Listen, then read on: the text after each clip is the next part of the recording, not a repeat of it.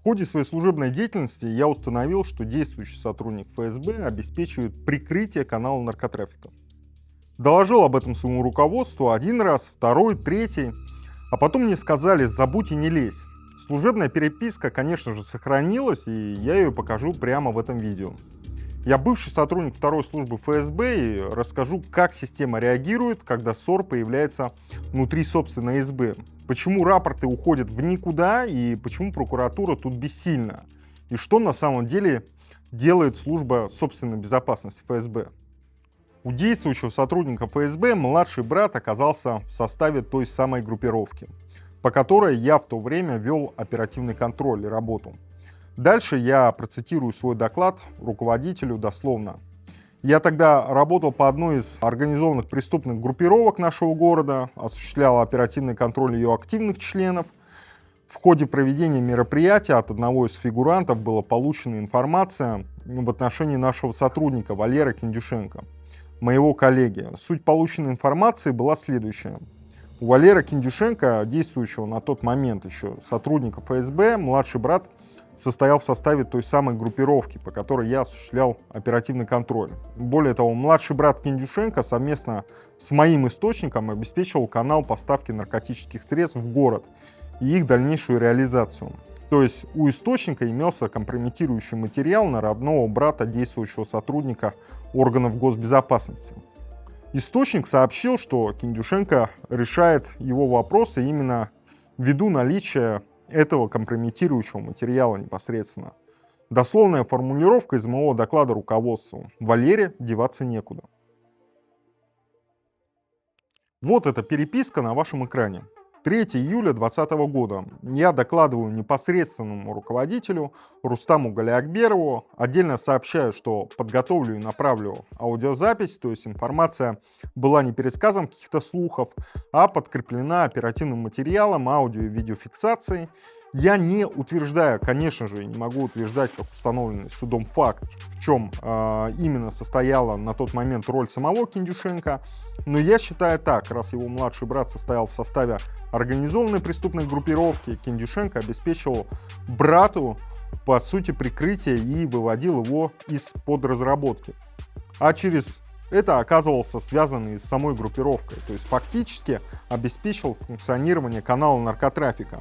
Это моя оценка на основании полученной тогда оперативной информации, и именно поэтому я тогда подал рапорт по инстанции, а не стал распространять это иным образом.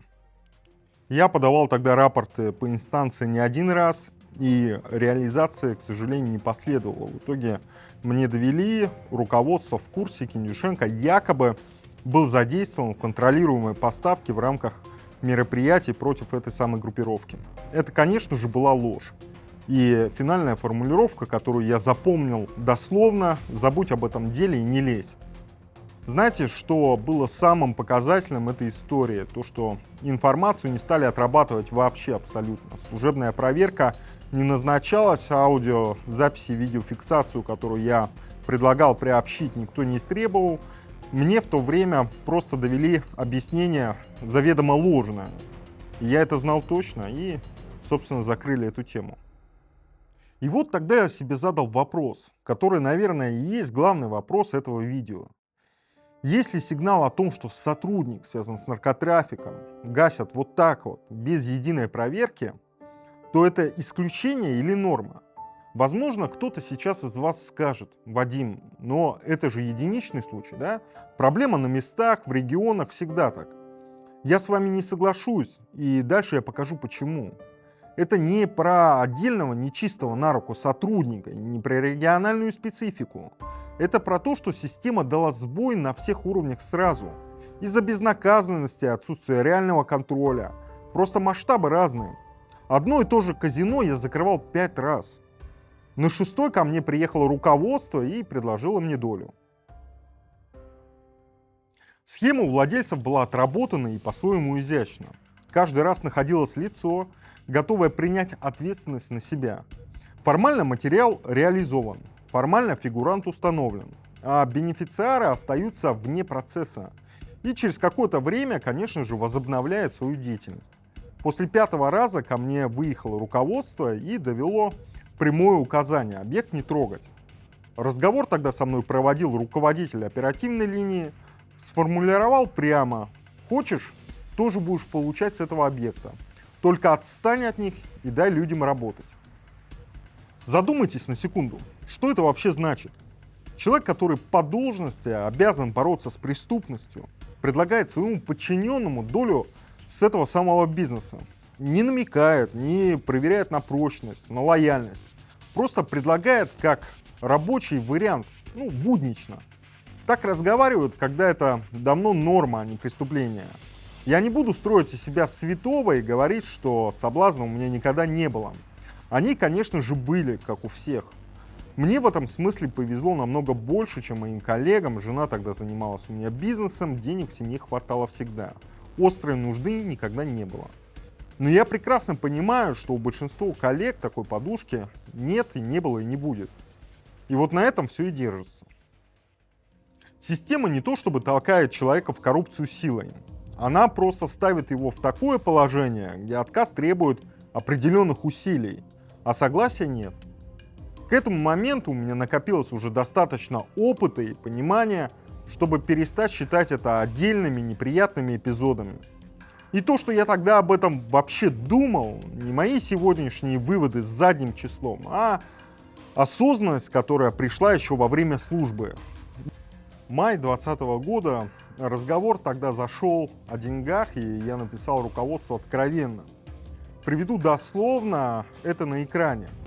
Если речь уж зашла за деньги, вот работаю, пытаясь быть не просто потребителем, который живет для себя любимого, но и родину защищать. Но посмотришь на Захарченко или на коллег, которые обнальщиков бомбили и хапали сотнями миллионов. После этого все падает. И понимаешь, что с этой страной что-то не так. И я это еще сказал очень мягко. А ты же патриот, все дела.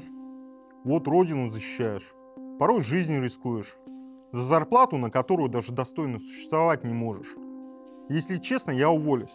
Вопрос только времени. Может завтра, а может через месяц. Тут приходится выбирать. Или деньги, или служба. Я служу, они миллионы гребут. Конечно же, мне никто тогда уволиться и уйти со службы так и не дал. Все мои рапорты на увольнение и снятие меня с денежного удовольствия игнорировались. А рапорта рвались моим руководством, что и привело меня к дальнейшему побегу из страны и уходом со службы. Обратите внимание на две вещи. Первое, это написано в мае 2020 года. Второе, я ссылаюсь на дело Захарченко и на коллег, которые бомбили обнальщиков. Это не мои домыслы, об этих делах я знал тогда, когда они были свежими, и мы обсуждали их внутри второй службы как норму, а не как ЧП. И раз уж я сам тогда сослался на эти дела, давайте рассмотрим, чем они все-таки закончились. Потому что это уже не мое личное свидетельство, это открытые материалы, приговоры и цифры, которые каждый может проверить сам. И вот здесь я возвращаюсь к тому возражению, о котором я говорил в самом начале. Мол, единичный случай, региональная специфика. Смотрите, что получается. У меня вот в регионе сотрудник, который по моей оценке обеспечивал функционирование канала поставки наркотических средств, выводя одновременно из-под разработки родного брата. А на уровне уже центрального аппарата в Москве в тот же период миллиарды рублей криминального происхождения. И это не два разных явления, это одно и то же явление в двух разных масштабах. Где есть доступ к локальному криминалу, берут с локального. Где есть доступ к банковской системе страны, берут миллиардами. Разница исключительно в объеме доступа, а не в самом принципе. У полковника ФСБ нашли 12 миллиардов рублей. Он вышел на свободу через 5 лет. И откуда деньги, так и не выяснили. Дело Кирилла Черкалина, начальника банковского отдела управления К, того самого, который занимается контрразведывательным обеспечением кредитно-финансовой сферы. При обысках у него и двух его бывших подчиненных изъяли налички и имущество на 12 миллиардов рублей. Это больше, чем было у Захарченко. Абсолютный рекорд. А теперь как это закончилось? Обвинение ему предъявили всего по 2 эпизодам, при том, что только наличными у него изъяли 6 с лишним миллиардов рублей. Приговор 7 лет с учетом времени в СИЗО, отсидел он всего 5. В октябре 2024 года он вышел на свободу. Откуда взялись эти миллиарды, суд так и не установил. Вдумайтесь в эту пропорцию. Изъяли 12 миллиардов, спросили по 2 эпизодам, и человек уже на свободе.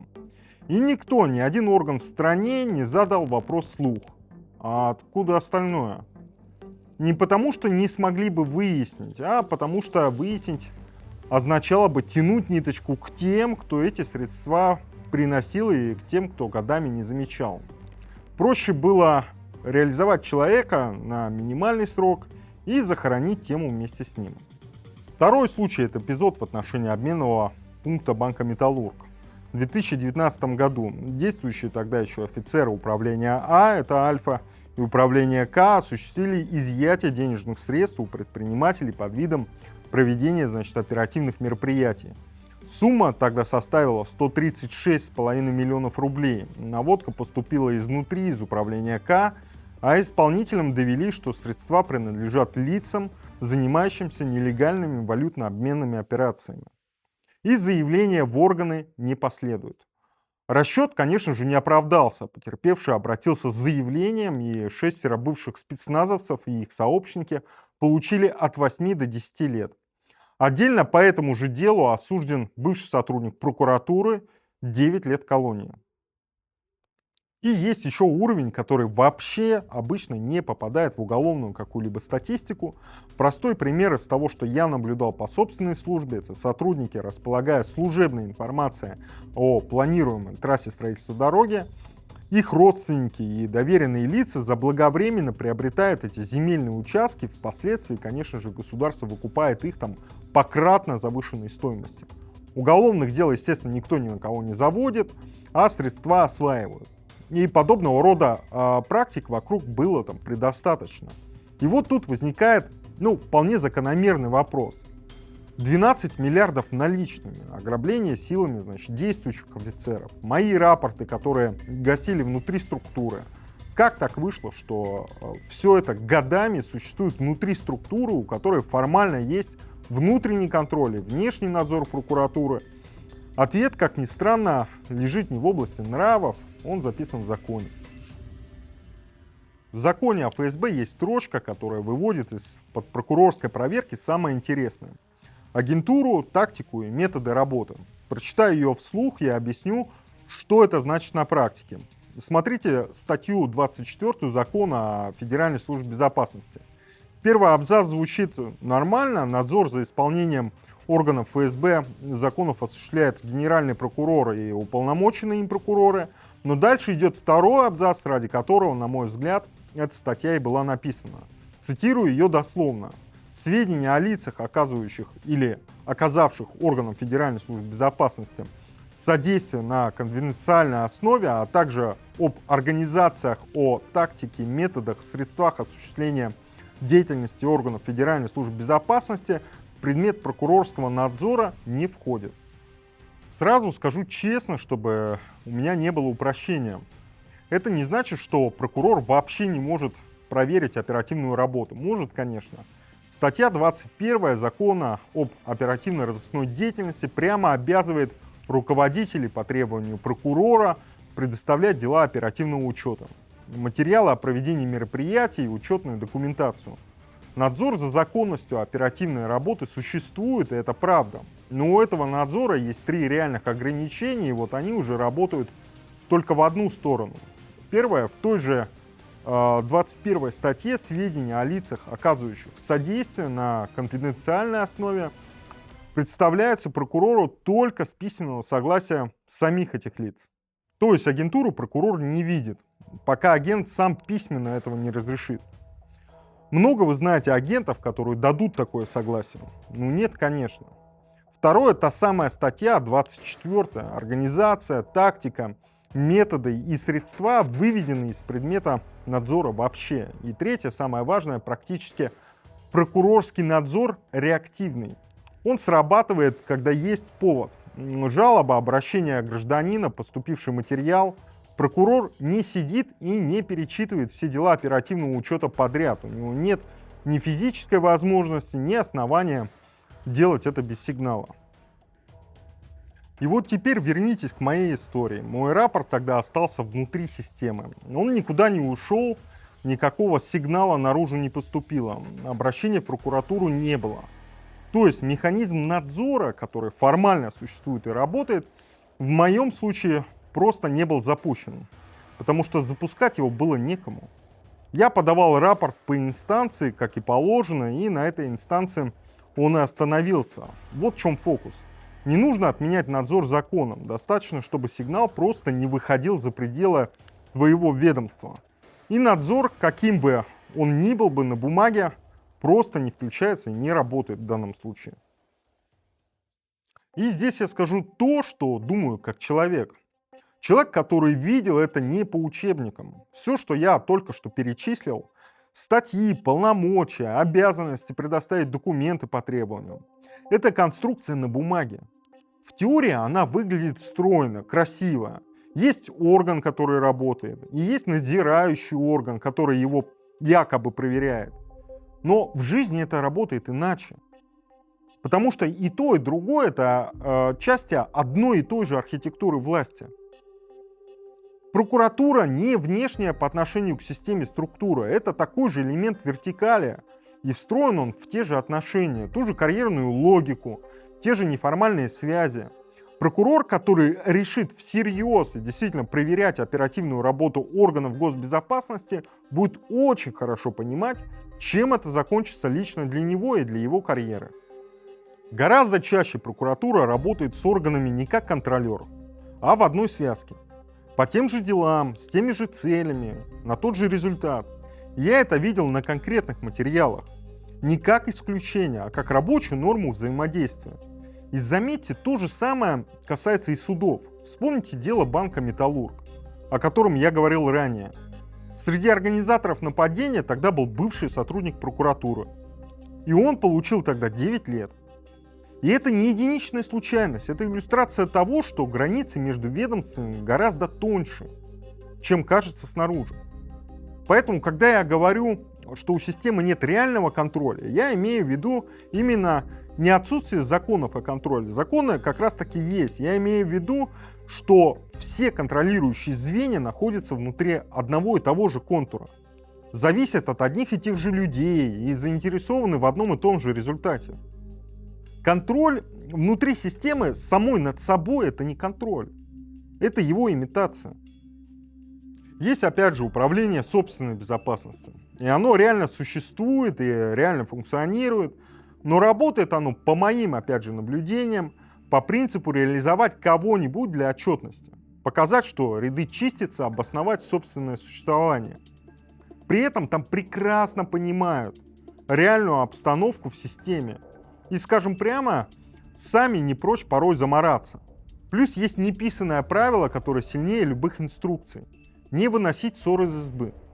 Даже когда о коррупции внутри знают, вопросы эти решаются внутренним переводом, тихим увольнением, разговором. Наружу выходит только то, что скрыть уже фактически невозможно. Или когда уже поздно. Вроде там тех же 12 миллиардов, которые физически некуда спрятать. И вот к чему я веду. Организация, которая позиционирует себя как защитника государственной безопасности, за годы превратила в структуру, где безнаказанность встроена в саму конструкцию. Не потому, что туда набрали плохих людей, люди там разные, как и везде, а потому что механизмы, которые должны этих людей останавливать и сдерживать, некие противовесы, работают только при внешнем сигнале, а сигнал изнутри выйти не может. Внутренний контроль зависим от того же начальства. Суды по таким делам закрыты, а неписанное правило запрещает выносить ссор из избы. Формально надзор, конечно же, есть, а фактически он не включается, пока кто-то там не крикнет снаружи. Когда реального риска нет ни с одной стороны, любая система деградирует. Это про Россию, про ФСБ конкретно. Это про природу власти без контроля вообще. Просто здесь этот процесс зашел уже слишком далеко. Сотрудник, который приносит рапорт на коллегу-коррупционера, становится проблемой не для коррупционера. Он становится проблемой для собственного начальства и руководства. И вот почему. Сложите все вместе, о чем я рассказывал. Внешний надзор, конечно же, существует, но ограничен в части агентуры и методов, и, что важнее, запускается только по сигналу извне. Внутренний контроль работает на показатели, а не на результат, и заинтересован в тишине не меньше остальных. Суды по делам, где фигурируют сотрудники, идут в закрытом режиме со ссылкой на гостайну. Неписанное правило запрещает выносить проблемы наружу. В такой конструкции сотрудник, который подает рапорт на коллегу, автоматически становится проблемой не для коррупционера, а для собственного руководства. Он создает материал, который придется докладывать наверх и объяснять, а проще было бы не иметь его вовсе. Поэтому логичное решение для руководства не отработать сигнал, а погасить его, что со мной, в принципе, произошло. И это не значит, что в системе нет честных людей. Конечно же, немало, и я знаю таких лично. Но, честно, человек внутри этой конструкции остается честным ровно до тех пор, пока не начинает им мешать. Как только начинает, ему объясняют, что нужно забыть и не лезть. У него ровно два варианта: принять правила или уходить. Я показал вам свою служебную переписку не потому, что я хочу выглядеть героем. Я в этой системе, конечно же, служил, и мои претензии к ней не отменяют того, что я был ее частью. Я показал ее потому, что в мае 2020 года я написал своему руководству, что уволюсь, и через определенное время из-за невозможности уйти со службы я решил дезертировать и бежать за границу. Тогда мне еще казалось, что дело может быть в отдельных людях, которые хапают миллионы. Сейчас я понимаю точнее и скажу прямо, как думаю. Система, в которой я служил, прогнила. Не в том смысле, что там все воры. Конечно же нет. Есть и честные люди, я знаю таких лично. А в том смысле, что она перестала выполнять то, ради чего она вообще создавалась. И научилась обслуживать сама себя. Организация, которая должна бороться с преступностью, годами покрывает своих коррупционных сотрудников, связанных с наркотрафиком. Организация, которая должна защищать экономику страны, обнаруживает у собственного полковника 12 миллиардов наличными. И не задает вопросов. Это не отдельные сбои, это и есть результат безнаказанности плюс отсутствие контроля, помноженные на годы.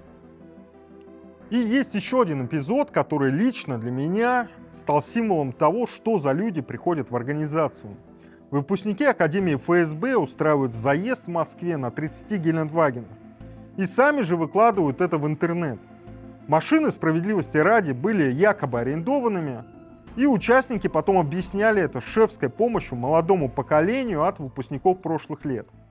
Но суть не в том, чьи это были машины. Суть в том, как вчерашние курсанты, которые учились конспирации и сдержанности, представляют себе начало собственной службы. Генерал-майор ФСБ в отставке тогда сказал об этом лучше, чем скажу об этом я. Поехали не разведчики и контрразведчики, а купцы первой гильдии. И вот к чему я в итоге пришел за годы своей службы. Власть очень любит напоминать населению про 90-е. Про бандитов в малиновых пиджаках, про разгул преступности, про то, что вы же не хотите обратно. Об этом говорят постоянно, это удобная страшилка. Но чем дольше я служил, тем сильнее у меня было ощущение, что ничего с тех пор принципиально не изменилось. Как будто у ОПГ просто сменился владелец. Мы не были похожи на защитников Родины, которые служат стране и народу. Мы все больше становились похожи на тех же самых бандитов, только с удостоверениями и полномочиями. Организация как группировка, сотрудники как ее члены, со своими территориями, своими интересами и своей долей. Мы просто заняли место тех колоритных мужчин из 90-х и перехватили власть. Малиновых пиджаков больше не носят. Их сменили черные костюмы. Подпишитесь, новые разборы выходят регулярно и без подписки. Вы их, скорее всего, не увидите. И если хотите больше, чем разбор системы, у меня есть телеграм-канал, ссылка в описании и в комментариях. Там я разбираю текущие новости, политику и события. Со своим мнением без купюр. Там же можно написать мне с любым вопросом, постараюсь ответить. С вами был Вадим Майоров. Берегите себя. До новых встреч.